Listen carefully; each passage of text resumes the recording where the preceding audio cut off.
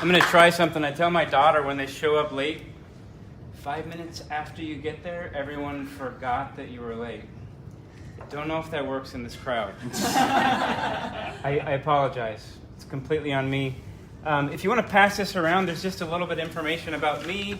There's an abstract that I will present at George Mason in the first or second week of April regarding what I'm going to talk to you about. I know I got 6 minutes. I wanted to give 1/3 of that time to a trailer. I'm not sure if the trailer is going to show. We got it hooked up to my hotspot. But what I want to talk to you about and get some feedback, which I really look forward to, is the Kambimbi Academy. Kambimbi is an African myth. We're not going to get to that in 6 minutes, but I'm happy to talk to you about it afterwards. So there's, go ahead and click once, please. This is a little bit of past for me. Oh, perfect. Thank you so much. So I spent 22 years in the Army. That's a year in Iraq. I got to meet some cool people. That's Gary Sinise. But I exited after 22 years with the firm conviction that education is the most powerful weapon which you can use to change the world. Nelson Mandela, I think he used the English word intentionally, weapon. So I set down my weapon. I believe in national defense. I believe in NATO. I believe in security for country and for regions of the world. But I believe that if we really want to change people, we're going to give them a gift that no one can take from them, and that's an idea. Education isn't just reading, writing, arithmetic in class. It's a lot of other stuff. So I'm going to give you 3 quick ideas before I jump into my main theme. One is that drought sucks. When there's a drought of the earth, life is difficult. It's hard for us to survive because there's no water, we can't grow crops, our animals can't survive. When there's a drought of the soul, same condition. When we show hate, prejudice, intolerance, ideologies of superiority, we generate drought conditions of the soul, not in the religious sense, but in the human sense. So when I substitute teach in Prince William County, I take roll and I ask where everybody's from. At least we hit 4 continents, usually 5. And we establish that these human beings who are 5th, 6th, 7th grade can trace their heritage to a different continent than North America. And I tell them that I trace my heritage to northeast Sweden. My great-grandmother came to the U.S. at age 14 through Ellis Island from Gävle, Sweden. So then we have a cool conversation about ice cream. Everybody has different flavors and different tastes. Cheesecake brownie doesn't think it's better than strawberry kiwi. It's just ice cream. We're the ones that label it, put prices on it, and say, oh, I like this kind of flavor and I like that flavor. But inside the freezer, nobody's superior. Then we talk about spice, seasoning, who likes hot, medium, mild, and most kids can laugh me out of the room because they can take stuff pretty hot. I'm about a medium hot guy. When we talk about food, if food was the same, it would be very boring. But variety, all of these different seasonings and spices are why we have Food Network. We like to go to Chinese, we like to go to Spanish, we like to go to Peruvian. I could tell you a lot of cool restaurants. I'm sure that all of you have your favorites as well. But on the shelf, salt doesn't believe itself to be superior to pepper. There's no superior seasoning. Humans are the ones that add value based on what we like, what we don't like, what we don't care for, how hard it is to cultivate and sell. But variety is the spice of life. Then we walk it back. You guys already know where I'm headed. We walk it back to the 5 continents or 4. We talk about where we're all from. Our variety as human beings is something that should be celebrated. It's like food and ice cream. But if we don't embrace our common humanity, we're going to continue down. I said that PS there. PS. There's no master category. The second main theme I want you to think of is there's only one team. I drove for Uber about 1,300 trips. It was downtown 7th Street when the Caps were out in Las Vegas and won the Stanley Cup. I'm not an ice hockey fan, but I jumped on the bandwagon because it was cool for the region. 7th Street, Las Vegas. I'm driving, delivering pizzas. When they won, all manner of category, celebrating. Fist bump, hugs, Democrats, Republicans, gay, straight, transgender, Muslim, Protestant, Catholic. I didn't do a scientific poll, but I guarantee you there was all manner of categories celebrating one jersey, Caps. What if we found a way to do that as human beings? Nobody's identity was minimized. Nobody said, I'm superior to your category. My category is better than yours. Regardless of the category, we struggle with that in 2019. One team. So we have No master category. Variety, diversity is something that should be celebrated, but we're all on the same team, human. So here's the main theme. If this doesn't work, it's probably good because I'm running out of my 6 minutes. I like to talk a lot. If you haven't seen the movie Contagion with Matt Damon, I strongly recommend that you watch it. It's a 2011 film, but it has strong overtones to what I wanted to talk to you about today and my mission for the rest of my life. 22 years, set down the weapon, now I've chosen a different weapon, which I believe is ideology. Nothing spreads like hate. We could show a lot of previews or we could look at some headlines. Most recently, I hear New Zealand, the Prime Minister, talk about we have to have a global fight against racism and hate. She doesn't go quite far enough because I'm not going to go there. She talks about right-wing hate, which is true. And the event in New Zealand is abhorrent and it's evil. But if we don't tackle hate as a whole, from left, center, to right, it's not hate. It's not a fight. We're continuing a proliferation of conflict that we'll never solve if we don't just take it on and embrace one another regardless of category. Elbow at elbow. So in 2014, I had this, I can't call it a manuscript, but I had this idea for a book, a kid's book, that I shared with Matthew Garemi, who's a brigadier general in the Uganda People's Defense Force in Jinja, Uganda. There's a really cool place where some of Gandhi's ashes were spread, and it's the source of the Nile River, so that's a whole other story. And I said, I want this to be illustrated in Africa. He says, I know, just the guy. He hooked me up with Danny Barongo on my way out of Kampala, actually at the Entebbe airport. And a month later, I had the cover illustration for this version. I call it the Africa version, to What If It Just Started Raining, a very simple story. And in 2015, I met with the ambassador for the Republic of Zambia here in DC. And I've since been connected to the Minister of Education in Zambia, Lusaka, Zambia. So there's political will for this program, not only in the US and Northern Virginia, but also on the continent of Africa. So I want to go to, who do I serve? I'm leaving all sorts of context out, which hopefully means you're going to be curious. What's the book about? What's this program? It's an adult, it's a kid's book, but not unlike Dr. Seuss or Aesop's Fable. We often read to our kids. We want them to learn really important lessons, but when we grow up, we get into a career and we want to succeed, we want to make money, or we want to make ourselves happy, and we forget those lessons. I think if you picked up many Dr. Seuss books, or if you open up the Aesop's Fable, it's been a while, I encourage you to do that and say, wow, maybe more adults could benefit from these messages. So that's what this is. I'm already scheduled for a book talk at Busboys and Poets on Earth Day, the 22nd of April. I'm doing a diversity week at Micron Technology in Manassas on the 10th of April. So there's some exciting energy that continues to emerge with the knowledge that 5,000 copies of my book are being printed by Etihad Airways out of the UAE. It's this version with international illustrations, and it's a deliberate nod to the 2019 Year of Tolerance in the UAE. I have an Emirati colleague at George Mason who connected me through a series of people that he knows and his father knows to Etihad Airways. And sometime by the first or second week of April, I'll have 5,000 books with which to work with. The core program, though, is this ideology that matches students in Northern Virginia with students in the Republic of Zambia. So what makes me unique? Maybe a dangerous claim. Educational immunology. I don't know if I'm the first one to put those two words together, so I can't brand it or trademark it. But as a vaccine tutors the immune system, an educational vaccine tutors the mind. Dangerous territory.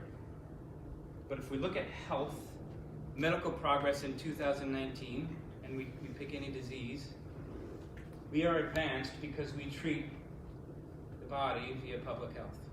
It's in the interest of the individual and the collective. So if you have a chance to read this little abstract, it explains in much more detail, in an academic sense, what I hope to couple this program with. Because ideas like this should be policy. My kids can't go to school unless they've substantiated a schedule of vaccines. It's in their interest and the interest of every other student in that school. What if we treated the mind? Now, vaccine, one thing, same way. Vaccine doesn't guarantee that if I get the flu shot, it doesn't mean I'm not going to get the flu. But it weights the odds in favor of my public health. Same as giving a student an idea. Doesn't guarantee that someone who's vulnerable to the contagion of hate isn't going to pick up an ideology of superiority or intolerance. It just weights the odds in favor of the individual and the public collective. So here's my challenge question. This is an emerging global brand that nobody's heard about. So how do I find a group of organizational, individual sponsors that see long-term return both for good, especially in 2019, especially in North America, not just in other continents, and also a return on their actual fiscal investment?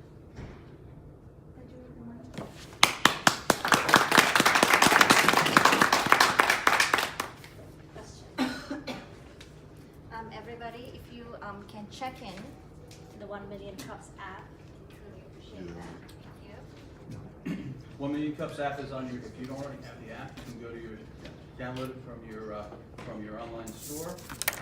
Quick, simple login, and you are able to then access information about who was here, but also you're able to make comments to it. But don't forget, you have comment cards here. Yes, so we have comment cards. Please write your comments on the cards with the information on it. It was so good, I almost lost that as moderator. Thanks for providing the presentation. Yes.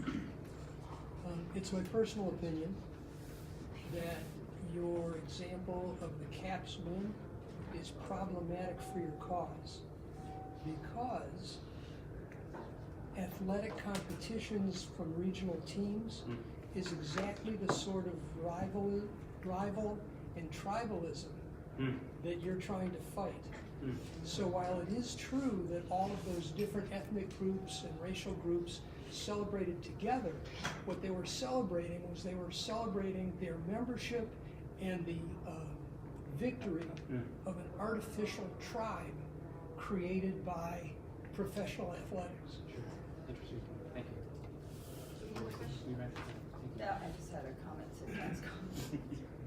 Just because I was in the sports world, I feel like sports kind of signifies all walks of life, and that's why the Olympics are so great. So I'm just differing with Ken's opinion. I'm sorry. Well, but there are no teams in the same, well, they're the same. It is still, even going back to the Cold War, if you look at the Olympics in the Cold War, the nationalist rival between the two Cold War rivals was manifested in sports in the extreme way. Thanks so much. Fight. So I'm going to step back just a little bit, and I'm going to ask you a question with regards to your positioning. So obviously you need to make money on this. Have someone sponsor you, pay you, so that you can continue speaking, sharing the book. Yes. So is your process to make the money from speaking, or to earn your money from selling the books? Yes.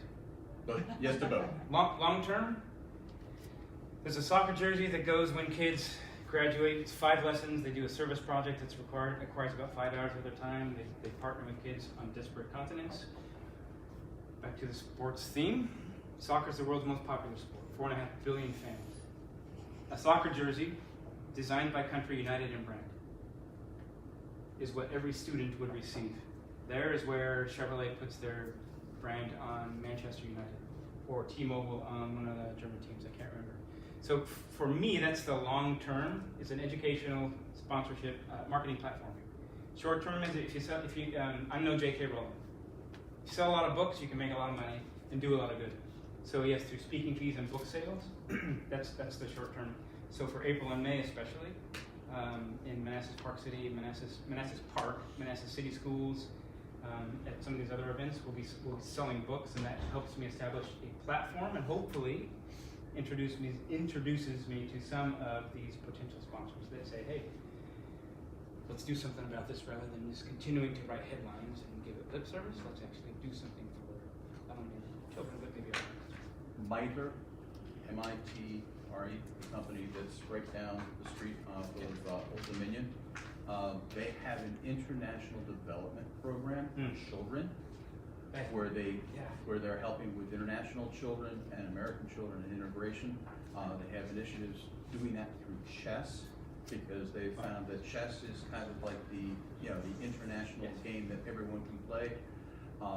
I will see if I can help you and do an introduction to them and to their corporate outreach program that would get you involved, because once you're associated with them, they are partnered with Fairfax County Public Schools. Thank you. Okay? That's awesome. Thank you very much. What is the overarching brand name for your brand? And then how would you synthesize? You have a great story, great narrative, how do you distill your purpose for your brand? Educational immunology. I seek to fight hate, but not just hate, but narratives of prejudice and intolerance. Kambimbi, I can tell you really fast, it's an African myth. When there's a drought, a warrior, a child or a woman leaves the village in search of water or food. Sees in this dying tree this mythological bird, it's Kambimbi. Going back to, rain is coming, rain is coming. So do you change the story on the cover of the book based? Okay, The so those Kambimbi- are just two versions, there's. Two versions, same story. The difference in illustration is, one, if it were up to me, I would have only kept the African illustrations by Danny Barongo. I was encouraged by an individual when I got back. He says, hey, you want to put these books in schools all over? Yes? And I said, yes. He said, most humans respond better to a story if they see themselves in at least one illustration. So he encouraged me to develop at least one book that had a picture from just about every continent.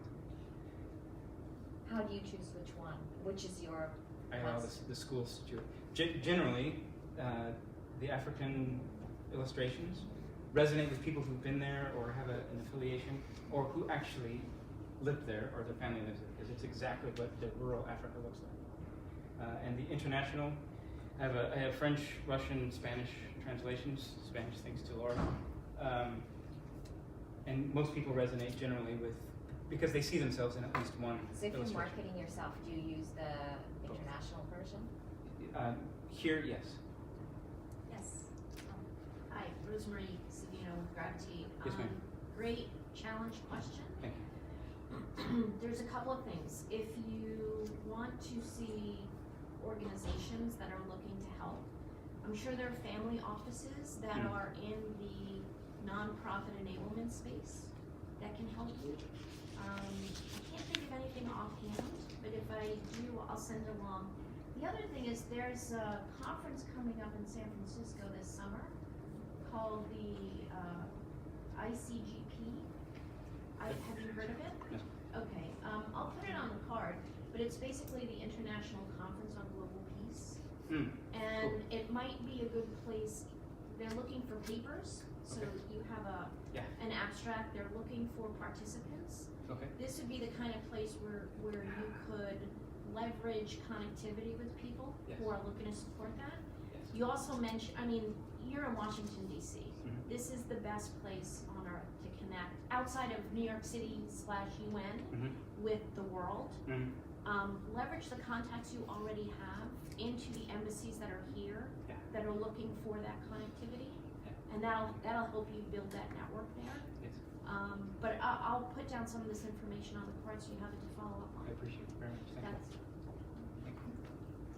you. Yeah, a couple of comments. First, great presentation. Thank you. You're like looking for groups and organizations. You're in a fantastic place. Right. I mean, this area there's more nonprofit and associations affiliated with Everything's leadership is right here in Northern Virginia, Maryland, and DC. Just if you look at any of them that are related to education.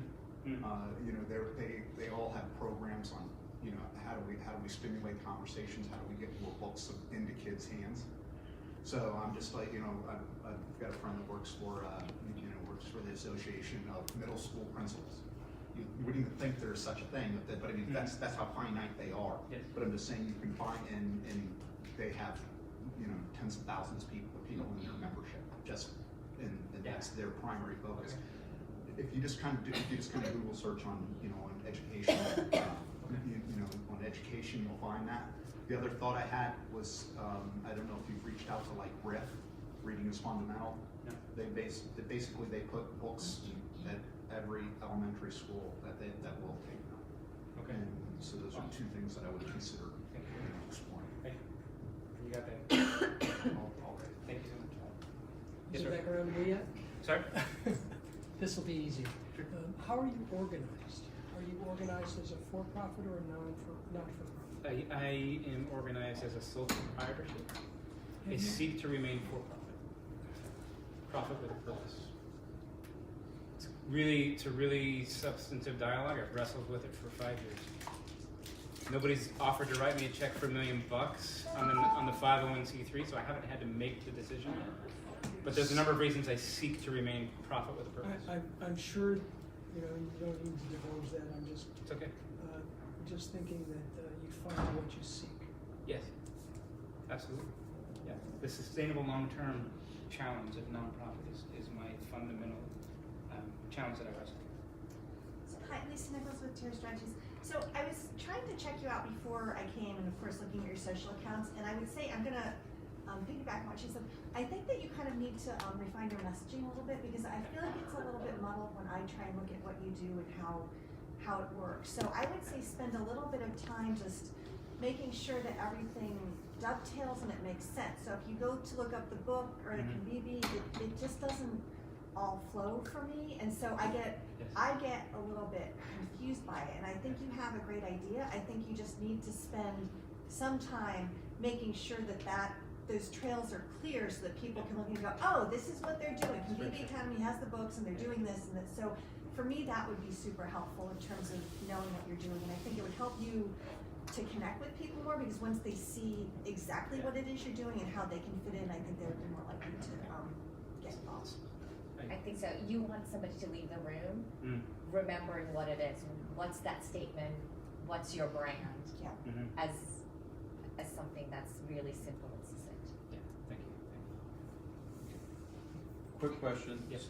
Again, going down a different path, but one of the best ways to get attention, especially to a program that's just beginning to foster like yours is do you have any, you have from the African side, people who endorse you, who work with you on developing the book. Do you have any celebrities that you have a connection to who can, instead of you being the voice of the program, they might be interested in, being the voice for you? Not that you're not incapable of it, but sometimes having just that one name attached to it gets the doors open for you. I was very close to an individual with an incredible legacy behind the last name. Unfortunately, that didn't pan out. So at present, it's just me in my garage. Okay. And my Emirati friend, there's an interview with an Abu Dhabi reporter I go to in Arlington after this. I may luck up and get some traction with this year of tolerance, because it's a parallel, it's a really strong message. And maybe through there, you luck up and get, the book has been uploaded in Etihad Airways. So every passenger has access to a PDF reader. Most people don't go to books on airplanes. Some people might. Have you opened a dialogue with the Organization for Conflict Resolution in Fairfax City yet? No. Okay. No, don't think so. All right, I'll do an introduction there to you as well. They're an adjunct out of George Mason University.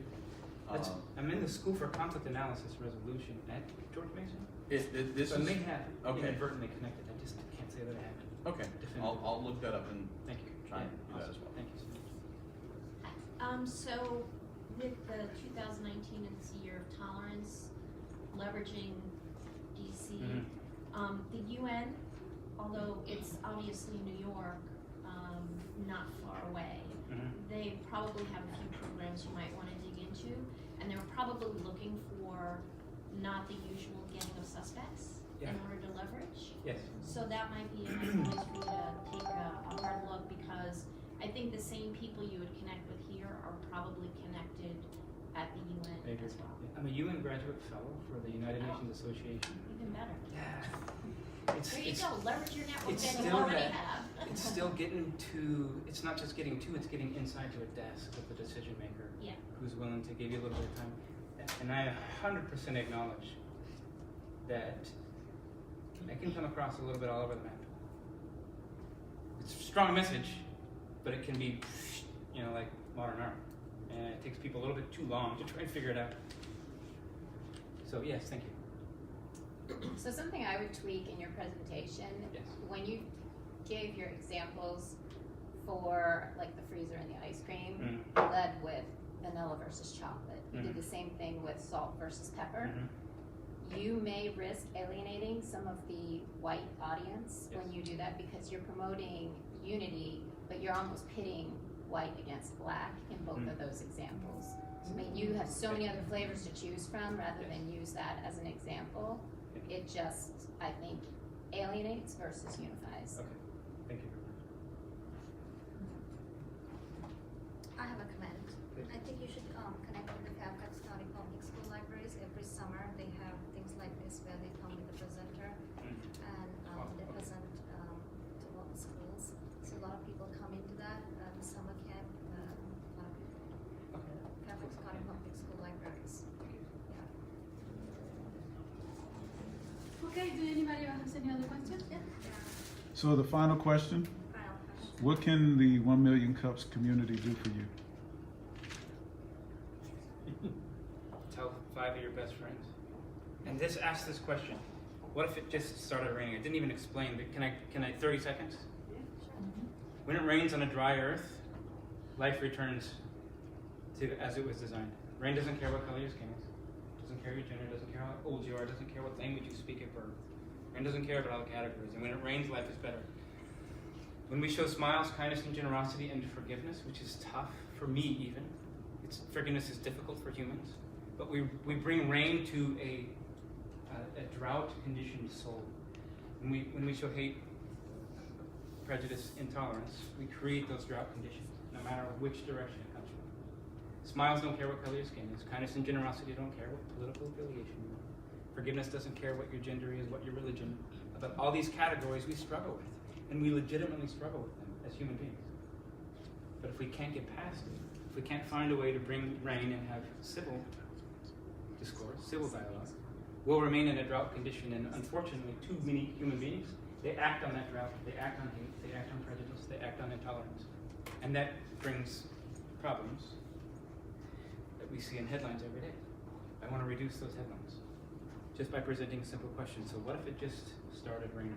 What if we just set aside the preconceived ideas we have about one another and shared a cappuccino or a pastry or give someone a hug? What if it just started raining? Thank you very much. Let's give a round of applause. Does anybody have any announcements, events coming up, something that you want to share?